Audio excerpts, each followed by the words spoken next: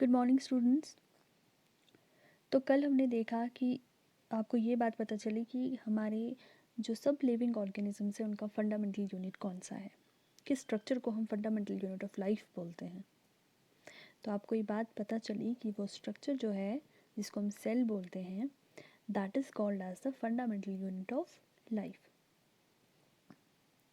तो इतनी बात हमको कल पता चली और हमको ये भी पता चला कि सेल सबसे पहले किसने देखा, तो the scientist was Robert Hooke, जिसने सबसे पहले ये देखा कि कॉर्क स्लाइस में कुछ स्ट्रक्चर्स होते हैं और उनका नाम उसने सेल्स दिया।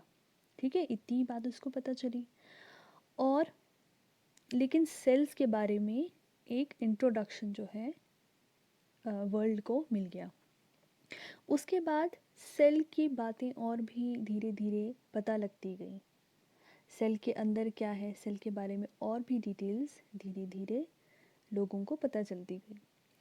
तो उसके बाद और काफ़ी साइंटिस्ट्स आए, उनके पास और बेहतर माइक्रोस्कोप्स थी जिन्होंने सेल के बारे में और ज़्यादा डिटेल में देखा और ज़्यादा उन्होंने स्ट्रक्चर्स सेल के अंदर देखे। तो हम देखेंगे कि कैसे स्टेप बाय स्टेप सेल के बारे में अलग अलग बातें पता चलती गई। तो फर्स्ट ऑफ ऑल ये जो आप देख रहे हैं इस बॉक्स में, तो यहाँ पे आप भी पढ़िए और मैं भी आपको बताती हूँ कि इसमें क्या क्या लिखा हुआ है। इसमें ब्रीफली सेल की हिस्ट्री लिखी हुई है। तो सबसे पहले तो यही लिखा है कि रॉबर्ट हुक ने सेल को सबसे पहले डिस्कवर किया 1665 में, कैसे उसने कॉर्क स्लाइस में देखा माइक्रोस्कोप से। उसके बाद लेवन hook with the improved microscope. So Leeuwenhoek was one scientist जिसने 1674 में, उसके पास इम्प्रूव माइक्रोस्कोप थी, उसके पास एक बेहतर माइक्रोस्कोप थी। उसने देखा पॉन्ड वाटर में, तालाब के का पानी उसने लिया और उसने उसको माइक्रोस्कोप में देखा। तो उसने देखा कि उसमें कुछ फ्री सेल्स तैर रहे हैं। ओके, उसके बाद एक और बहुत इम्पॉर्टेंट जो चीज़ है, सेल के अंदर एक बहुत इंपॉर्टेंट स्ट्रक्चर होता है वो हर एक सेल में पाया जाता है, which is called as nucleus. तो उसकी डिस्कवरी किसने की? So it was Robert Brown in 1831 who discovered the nucleus in the cell. तो न्यूक्लियस की डिस्कवरी की रॉबर्ट ब्राउन ने। तो ये आपने बात याद रखनी है, कंफ्यूज नहीं होना है। सेल की डिस्कवरी की रॉबर्ट हुक ने और न्यूक्लियस की डिस्कवरी की रॉबर्ट ब्राउन ने। Purkinje in 1839 coined the term protoplasm for the fluid substance of the cell. So protoplasm के बारे में हमको बताया पर्किंजी ने 1839 में। ओके, अब ये प्रोटोप्लाज्म क्या होता है? प्रोटोप्लाज्म होता है the liquid material present in the cell. Cell के अंदर कुछ लिक्विड फ्लूइड मटेरियल प्रेजेंट होता है। ओके, अब उसके बारे में किसने बोला? पर्किंजी ने बोला। ओके, और उसको क्या बोलते हैं? प्रोटोप्लाज्म। The cell theory. अब सेल थ्योरी क्या है? सेल थ्योरी जो है ये सेल्स के बारे में जो एक फैक्ट्स फिर बताए, जो काफ़ी बहुत सारे एक्सपेरिमेंट्स के बाद, बहुत स्टडीज़ के बाद कुछ फैक्ट्स सामने निकल के आए जिनको थ्योरी के रूप में लोगों को समझाया गया। ठीक है, अब ये सेल थ्योरी किसने दी? Cell theory that all the plants and animals are composed of cells and that the cell is the basic unit of life was presented by two biologists, Sheldon and Schwann. तो cell theory, अब cell theory में वैसे बात है क्या, क्या बोला गया था सेल थ्योरी में? सेल थ्योरी में ये बोला गया था कि प्लांट्स एंड एनिमल्स सब के सब सेल्स के बने हैं। अब रॉबर्ट हुक ने सिर्फ कॉर्क स्लाइस में सेल्स देखे थे।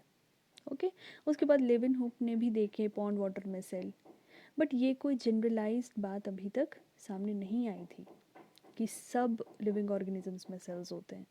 ये अभी बात सामने नहीं आई थी। ये फिर धीरे धीरे जब बहुत ज़्यादा और डिस्कवरीज होती गई तब जाके ये सामने बात आई कि सेल्स तो हर एक लिविंग ऑर्गेनिज्म में होते हैं, हर लिविंग थिंग में होते हैं, वेदर दैट इज़ प्लांट और एनिमल।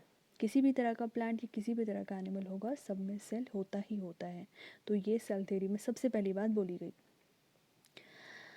उसके बाद क्या बोला गया कि cell is the basic unit of life. तो ये बात किसने बोली? अब हम तो बोल रहे हैं, लेकिन हम इसलिए बोल रहे हैं क्योंकि हमको ऑलरेडी पता है। जैसे मैंने आपको लास्ट टाइम बोला कि cell is the basic unit of life, लेकिन ये बात सेल थ्योरी से पता चली थी, रॉबर्ट हुक को पता नहीं चली थी, उसने सिर्फ कॉर्क स्लाइस में सेल्स दिखे थे। तो ये बात किसने बोली? शील्डन एंड श्वान ने सेल थ्योरी में। ओके, अब इसी सेल थ्योरी को फिर और एक्सपैंड किया गया, इसमें कुछ और बात ऐड की गई। तो वर्चो एक और साइंटिस्ट था, उसने एक और बात इसमें ऐड की, that all cells arise from pre existing cells. Okay, cells, पुराने सेल से ही नए सेल्स बनते हैं, ये बात वर्चो ने सेल थ्योरी में ऐड की। All the cells arise from pre existing cells, जो ऑलरेडी सेल्स होते हैं उनसे ही नए सेल्स बनते हैं। With the discovery of electron microscope in 1940, it was possible to observe and understand the complex structure of cell and its various organelles. तो धीरे धीरे फिर उसके बाद जब इलेक्ट्रॉन माइक्रोस्कोप बनी 1940 में, electron microscope is very much improved microscope.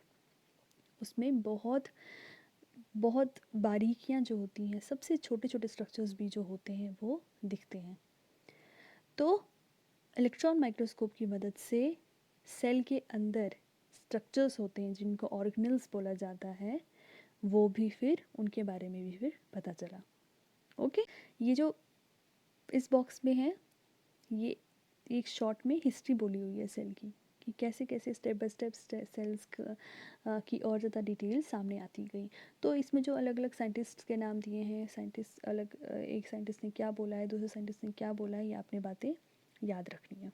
Okay, सो इसके बाद हम अब नेक्स्ट वीडियो में पढ़ेंगे।